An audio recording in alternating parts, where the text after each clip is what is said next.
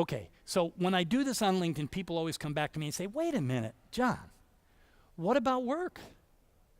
Isn't that an incentive? What if people went to work and they didn't get paid? Would they come to work? And this is a really good question, and it's a really important question, because it turns out that that's not really an incentive, right? And Daniel Pink talks about this in his book. You can get a more deep. But he says baseline rewards.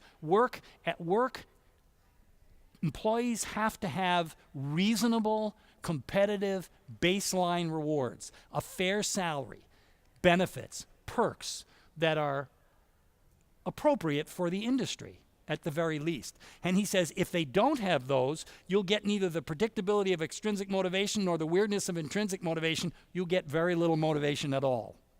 But the research is very clear that above that, beyond this threshold, rewards can dampen motivation, reduce creativity, and increase negative behavior. So this is very important. This isn't saying we don't go to work and we don't get paid, right? But once we do get paid, the additional to try to increase the motivation doesn't work, and it actually makes things worse. This isn't really overly surprising if you look at, that above somewhere around $70,000 or $75,000 for a household, happiness does not improve. Up to about that, in the United States, up to about that point, that's what the research says. So money is important, and it's important to be valued for what you do, but over and above that, it's problematic. Okay, so now I want to move towards what instead, leveraging the new sciences. So it's kind of hard to just jump into this, but the latest research is very clear, and most of it's coming from the OD literature, which is just fascinating to me, is that the underlying problem is that we're still treating organizations as if they're machines. And in fact, they're living systems, which makes sense because they're made up of human beings who are living systems. And living systems do not operate under the same set of guidelines and rules that machines operate under. Machines have no intelligence, they follow instructions, they only work under specific conditions. Environmental changes wreak havoc, and it's very difficult for them to adapt. Right, and so this, you think about Taylorism and scientific management of the early 1900s, and how they separated the jobs into the smallest parts of things, and they just taught each person one job, and they just did that job over and over and over again. But of course, we're living in a different industry. We're living in a different universe now than we were. Living systems are intelligent, adaptable, flexible, self-renewing, resilient, learning, and these are attributes that are only found in living systems. The latest barrage of artificial intelligence movies notwithstanding, we haven't quite gotten there yet. How many of you saw Ex Machina? Anybody see that? It's bizarre, wasn't it? Weird movie. All right.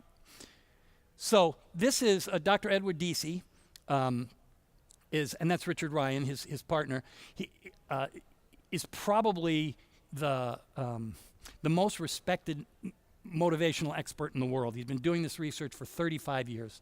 He says there are literally hundreds and hundreds and hundreds now of scientific investigations that have shown when you're autonomously motivated, your behavior will be more creative, you'll be a better problem solver. When you encounter obstacles, you'll be able to think outside the box, figure out what to do about them. Your performance will be better, particularly at heuristic activities. Your emotions will be much more positive. And very importantly, autonomous motivation is associated with both physical and psychological health. This is a 10-minute YouTube video that he's got on motivation, which is, when I'm doing longer workshops, I always show this because it's so amazing. First of all, he's the person who's done all the research. And second of all, he's incredibly cute.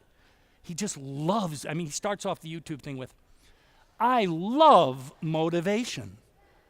It's given me a good life. He's just way cuter than I am. Anyway, he says, don't ask how you can motivate others. That's the wrong question.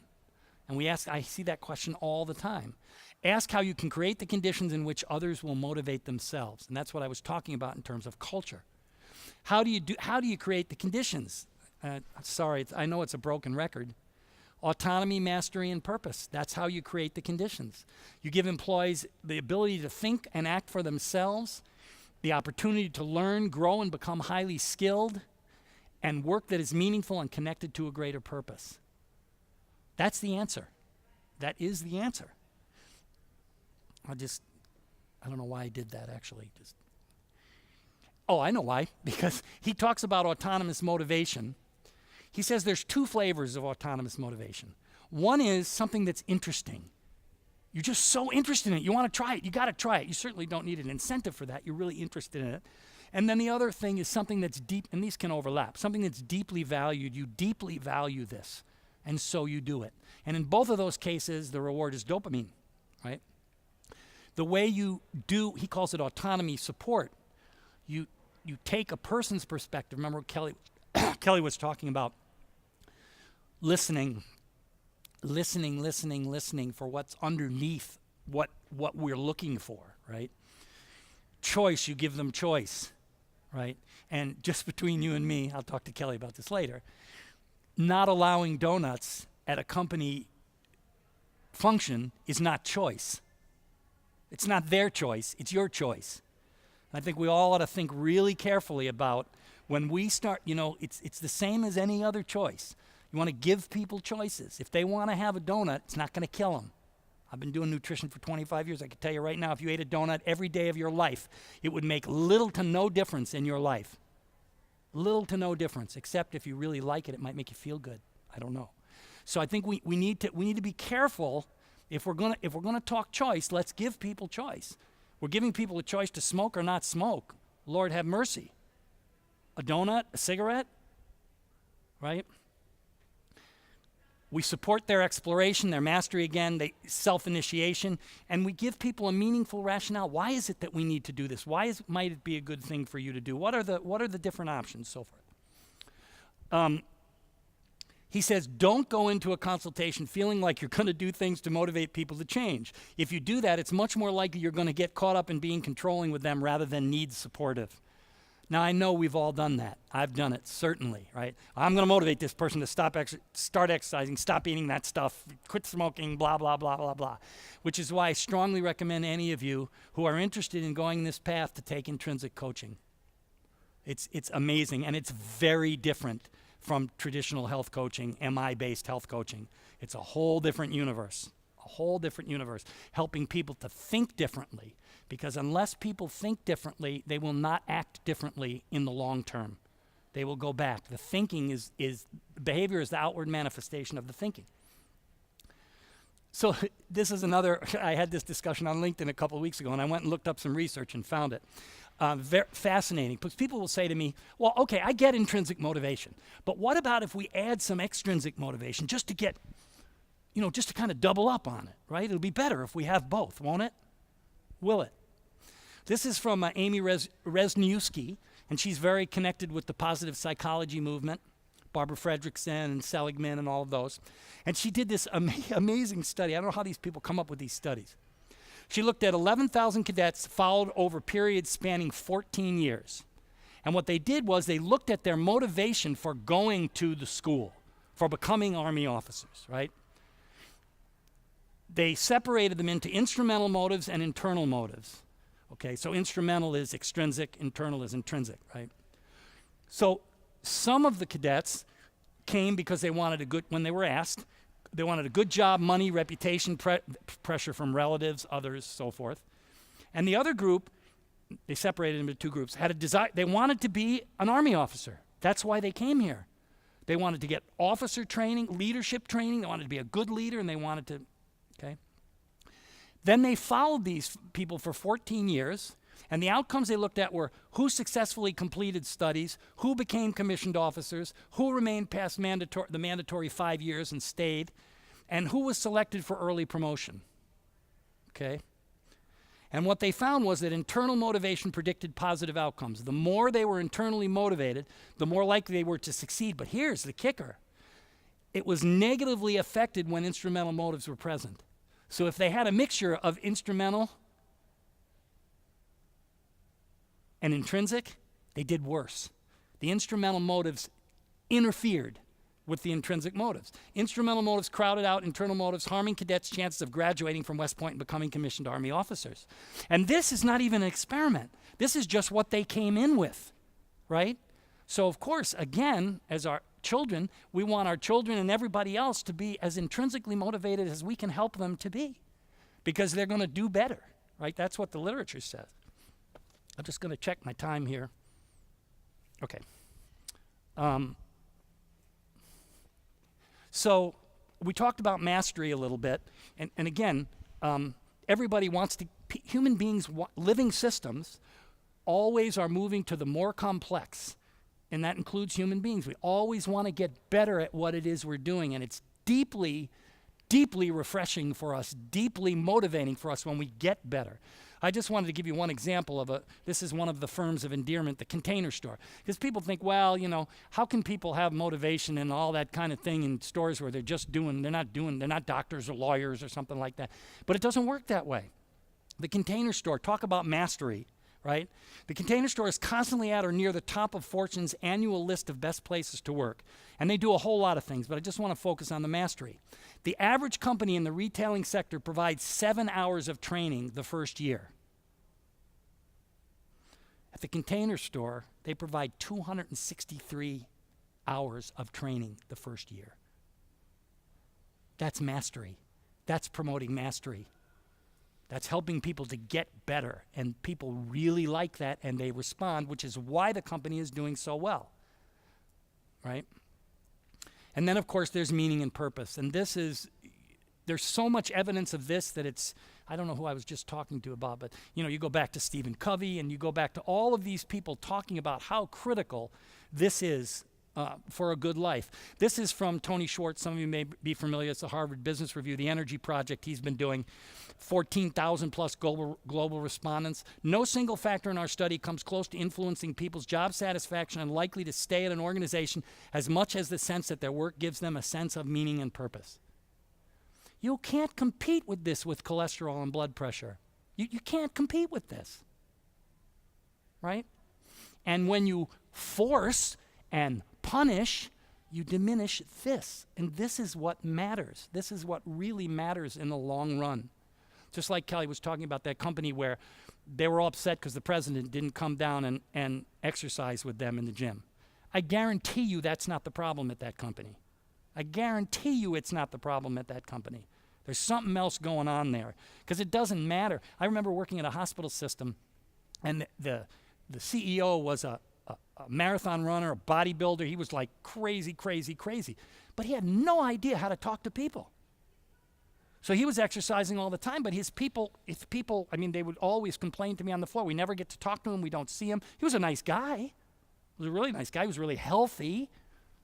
So I would strongly recommend this book. I might have said this in the first thing, but if you want to see, and especially if you're a millennial, if you want to see where business is going in this country, this is where it's going.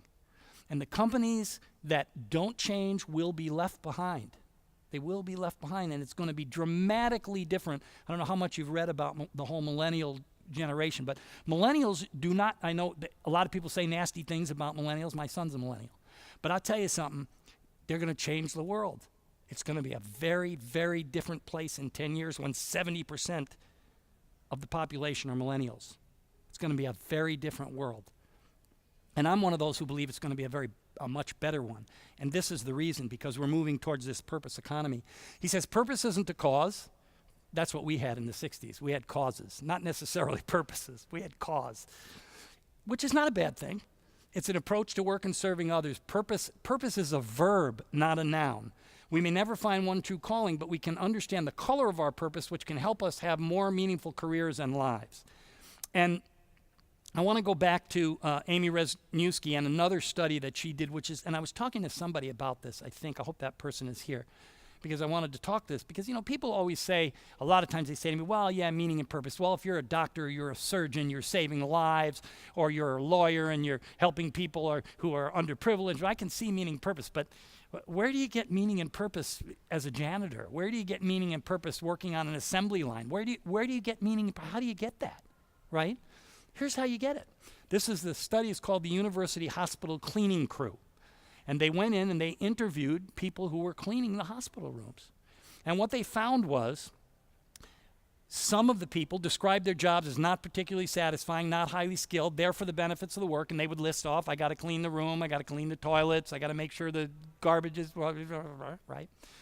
The other group found their jobs deeply meaningful and highly skilled and talked about tasks and relationships of the work very differently.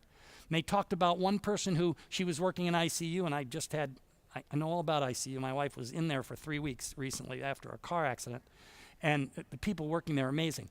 She would go in on her shift, using her time, and she would go into ICU to people who were in comas, and she would change the pictures in the rooms. She would move them around. And she said, I know these people are in a coma, but we also know that people in a coma do sense things, and maybe it would feel better for them to blah, blah, blah. And talked about another man who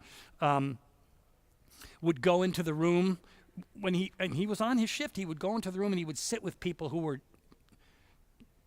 maybe not going to make it. Sorry. And he would sit and he would hold their hands and he would talk to them and he would just be with them. And he didn't consider himself a janitor. He considered himself part of the healing system of the hospital. And that's how he had meaning and purpose. And they call this job crafting, and it's a thing now where they're actually doing research on it. What employees do to redesign their own jobs in a way that foster engagement at work, job satisfaction, resilience, and thriving. Employees craft their jobs by changing cognitive task and relationship boundaries to shape interactions and relations with others at work. And what's fascinating is they've actually done research. The observational research says job crafting is positively associated, blah, blah, blah. Now, you all know, and this is a whole another topic, but correlation, association is not cause, right? So observational studies, unlike what happens every day, you can't take a cause from an observational study. You can't do it. They do it in all the journals, they do it everywhere, but you can't do it. It's scientifically, fundamentally wrong. And so now they've actually done research where they've actually randomized assignment to job crafting, and it leads to improved happiness, performance, and mobility to new roles, no matter what the job is. Doesn't matter. And what's fascinating is they say virtually every job has the potential to offer people satisfaction. Jobs can be organized to include variety, complexity, skill development, and growth. They can be organized to provide people that do them with a measure of autonomy. You see the same words over and over again, right? And perhaps most important, they can be made meaningful by connecting them to the welfare of others. And this is what's happening in the economy right now. Okay, so supporting change. So let's say you're in a company and you're doing incentives, right? People ask us this all the time. Oh, God, I don't want to do that anymore. I'm going to stop it. Maybe not so much, right? You want to be careful, right? Because you've gotten people in a pattern of doing things. You take those, and we've had it happen. You take those things away and people get angry. They get angry. So there are a whole lot of ways that you can do this. First of all, reward behaviors only. Never outcomes. Never, never, never outcomes. Weight loss is not a behavior. It's an outcome. You do not want to reward that. If you do, what will you be rewarding? The most drastic way that people can lose weight because they want to win and get the reward. You never want to do that. Reward based on absolute, not relative terms. Don't pit people against each other. I know everybody says they love competition and stuff, but nah, it doesn't work that way. It's annoying to people. The people that win these things are the people that always win these things because without the incentives, they're still going to the gym 6 days a week, right? You know what I'm talking about for the most part? I know all about this. By the way, I'm not anti-exercise. Before I had my MS, I was a marathon runner and a triathlete and competitive racquetball player. I'm not anti-exercise, just anti-force. Reward a broad range and many levels of behaviors, again, because you want to reward the people who aren't doing anything because they're the people you really want. These other people, they're going to exercise no matter what, right? Use smaller rewards rather than larger. Remember, we saw that smaller rewards are less damaging. Involve participants in the process of creating it. Always, always remember, people only support what they create or co-create. They don't support stuff that's on top of them. And this is the most important one. Use non-contingent rewards, right? Which is what Kelly, remember when Kelly said, she went up and she said, thanks, man, you did a great job on that last project. That's a reward. But it's non-contingent. It's not, if you do a great job, I'll shake your hand. And non-contingent rewards are much less damaging. Of course, you have to be careful because after a while, people expect them every time. So you just have to be a little careful. But that's the biggest thing. We call those now that rather than if then rewards, much less damaging. This is just one program that we did, how we helped a company come down off incentives. This was the first step only. Okay, I'm not advocating this as the final step, but this was the first step. So instead of, the old program was they had to do an HRA and a biometric screen for reasons I've talked about some. We're not crazy about those. We had them do healthcare consumerism workshops instead, for which there is a literature that shows that it saves money as well as lives. There's no literature on HRA and biometric screens that says it saves money. None whatsoever. And the way it's done now, it's more likely to hurt somebody than it is to help somebody. That doesn't it say it doesn't help somebody. But you know, in medicine we have the number needed to treat, right? And if you have to treat 100 people to get one benefit, you have to think about it. What's happening to the other 99 people, right? It's the same sort of thing here. So they're earning the points. They could do lunch and learns, 20 points each, holiday weight maintenance, physical activity, blah, blah, blah. We had them worked with them. We didn't tell them. We worked with them because they wanted to get off it. And we said, don't get off it just yet. Intentionally work to enhance well-being with support of a coach. That's an intrinsic coach only. Talk with manager about strengths and goals, so on and so forth. And then the incentive, of course, originally it was the health insurance premium, the wellness or else. We gave them a choice. You could be a health insurance premium reduction, earn additional well-being time off, charitable contribution. So there are a variety of choices. Again, in the best of all worlds, we would recommend and have recommended to this company that they stop doing this altogether. Yeah. Just a question. So in this instance, when they had the choice, did more of them pick the health insurance premium reduction? They picked a variety. I don't remember the exact percentages, but they picked a variety. And what happens is actually that we'll go back afterwards. I don't have that slide here, but we'll go back afterwards and ask them how important the incentive was, and it's less. As you wean them off it, the incentive becomes less and less important, so which is what you hope for. Okay, so people are motivated by work that provides them with autonomy, growth, meaning, and purpose. People can't be paid or punishment into these behaviors. They contribute or withhold their best efforts depending on how connected they feel to the organization, manager, and team. And the connection with the manager is so critical. It's so critical. So critical. A bad manager, I don't know if what time is it? Do you know? It's 2:22. I probably don't have time. If I have time, I'll tell you this story about bad managers in a minute. I think I'm almost done. So what do? We start with organizational well-being. We provide opportunities to develop better constructive thinking patterns, not control behaviors. And that's for leaders at all levels, even leaders who aren't officially leaders. We want to do this with everybody. Focus on employee engagement, not wellness participation. And focus on the journey, not a predetermined result. Again, we talk about the fusion of the two. New sciences. I guess I had this slide also. And using this again as a litmus test.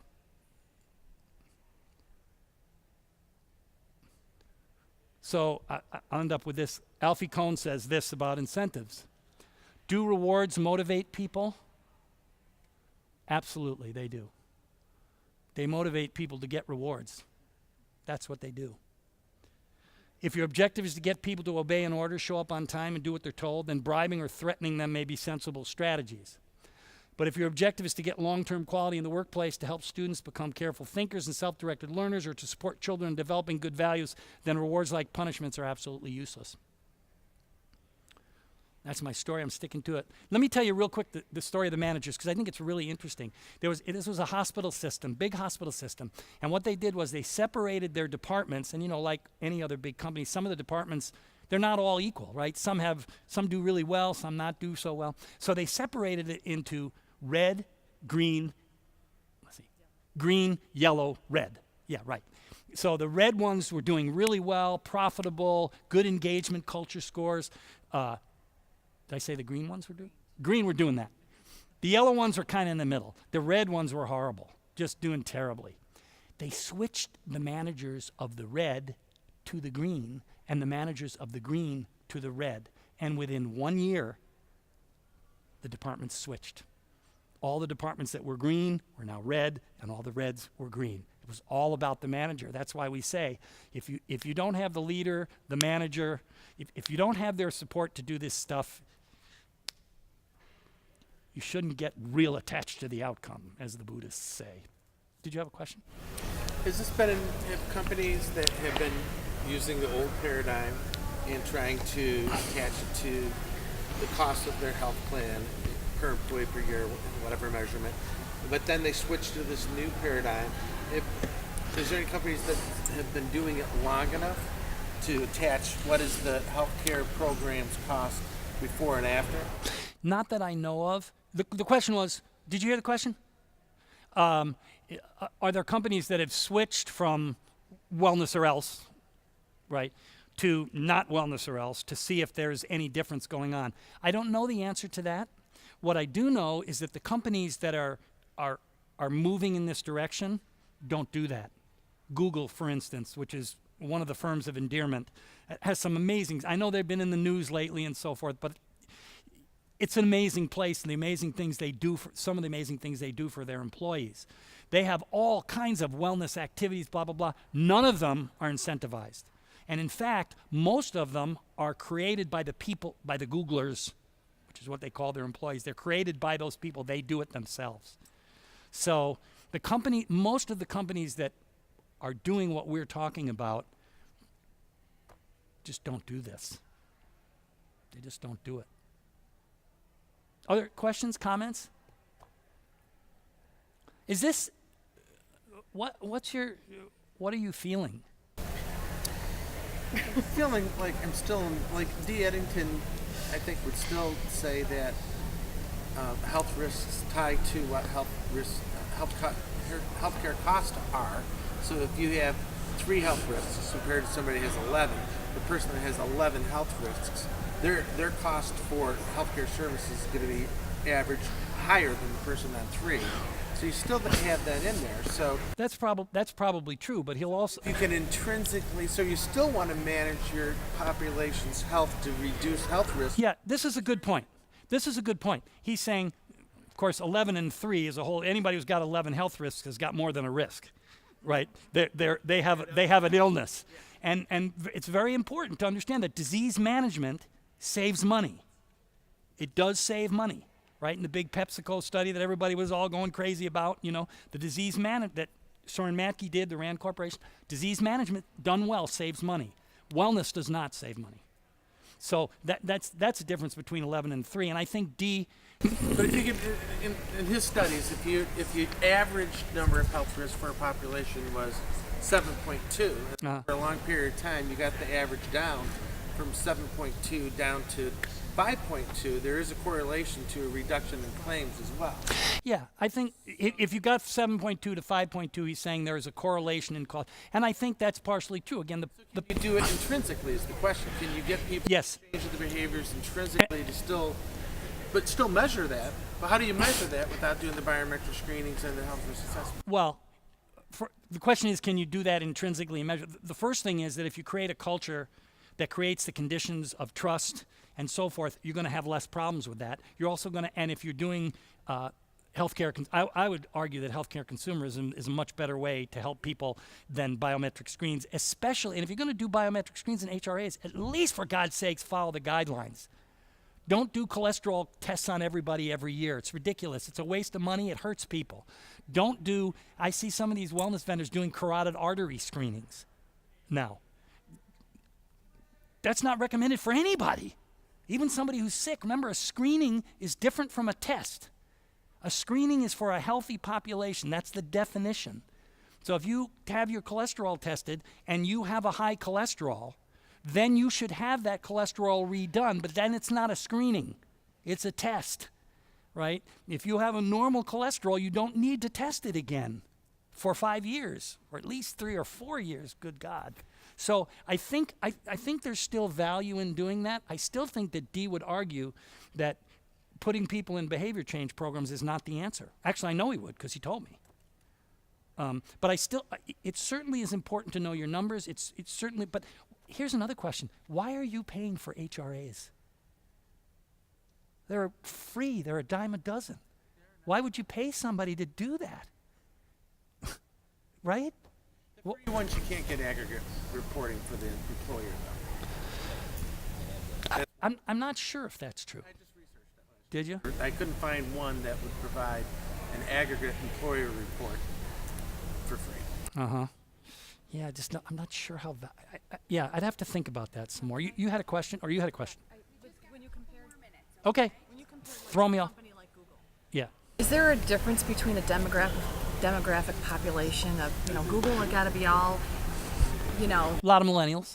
right? Yeah. College educated. I mean, when you're Yep. working with another company or compared to another company that has like a manufacturing plant, for example, Well, mixture of both as far as intrinsic goes, Yep. as far as you talk about managers, but let's face it, there's you have to have things out. You have a half-hour lunch, you have a 15-minute break, there's hardly a lot of time to get autonomy in a group like that compared to the people that are in the Google.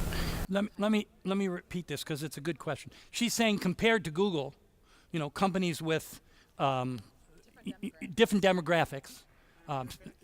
Yeah, but I can tell you, if you buy the book Firms of Endearment, you will see that there are companies at all levels in that.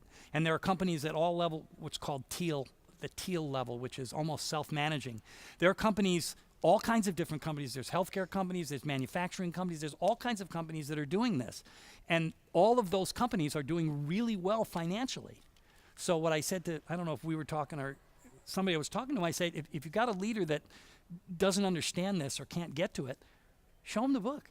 Show them how they're doing against the Standard & Poor 500, 5 times as well.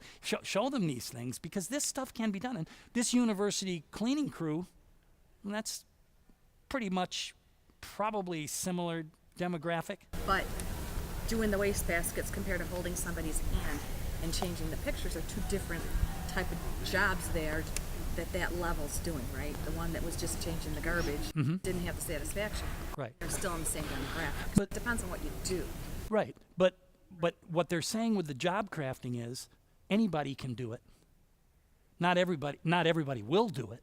But across industries, what they found is about a third of the people are finding meaning and purpose in their work no matter what it is.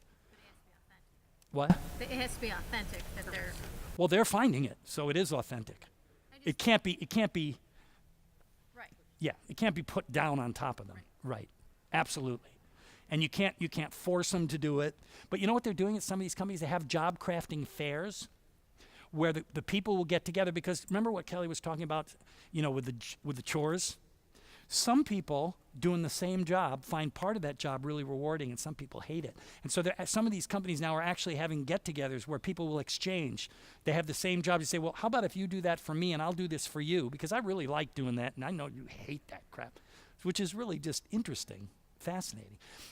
There's no question that it's much more difficult in this situation you're talking about than when you have a leadership and managers and everything else that are into this.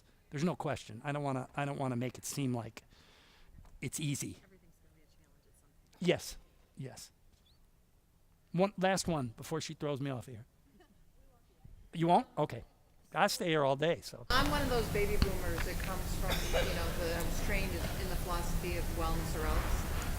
Where do you start, where's the starting point to start making a transition to the intrinsic motivation theory in Mark's program? Are you a coach already? I work in public health education. Yeah, and public health is, for the most part, still very stuck in the old way of doing things. I have a lot of friends who are in public health. Some of my best friends are public health. I think maybe this is because I'm an academic as well as everything else. I think you got to read, right? I think you got to read outside the APHA, and you got to start reading. That's why, on our website, we have lists of books under different categories and so forth. If there's something you're really interested in, you want to talk afterwards, I'll recommend a book for you. Rosie and I are insane readers, two of us both. Between us, it's just crazy. And I haven't read a book in 30 years that didn't relate to my work. That's all I read. But, people say, well, that's kind of shallow, but it really isn't because it's everything from quantum physics to organizational to everything. So, but I think that's the way to start. And to believe in it, because once you believe in it, then you live it, right? What did Gandhi say? Be the change All right, one more. I'm from public health too, and first of all, I want to say thank you. This is excellent. Thank you. Appreciate it, and I've learned a lot from you today, this morning and then today. Well, so I was going to ask you, this intrinsic coaching is very interesting to me, and I want to learn more. If you could recommend one book like Intrinsic Coaching for Dummies, something like that. Is there one that you could recommend that would be good for a new? Just take it. Take the program. It's 24 weeks, 2 hours. It's 50 hours plus homework. You can do it online from your living room on the phone. It's all on the phone. I know that sounds weird, but I'll tell you it isn't. And if you want to talk to me afterwards, I'll tell you who to get it from. I just did it last year. I'm 64 years old, and Rosie said to me, you really have to do this, and it's phenomenal. Just phenomenal. I can't recommend enough. I don't get any money from them, right? Intrinsic Coach, Totally Coached, it's called. Yeah. I've had some training in motivational interviewing, and I am very familiar with stages change model. How does that fit into the whole aspect of intrinsic coaching? It doesn't. It's old paradigm.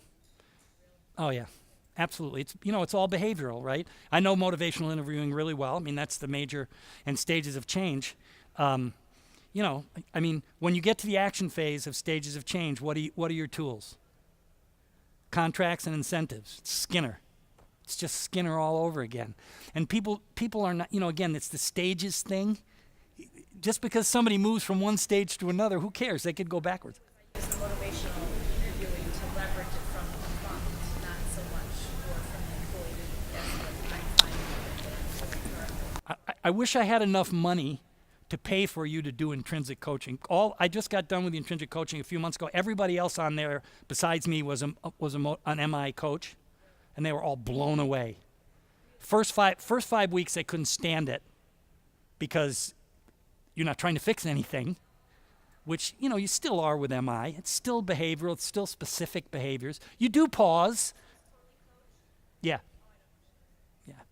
It's really I can't say enough good things about it. And I was really hesitant when Rosie said, you really ought to do this. And I thought, man, I'm 64 years old. I know how to do this. It was really worth it. It was really worth it. Okay. Yeah. I'll be here as long as till you throw me off. So thank you very much, everybody. I'll be A round around. of applause for Dr. Jon. Thank you. I'll be around. Excellent. We're just waiting.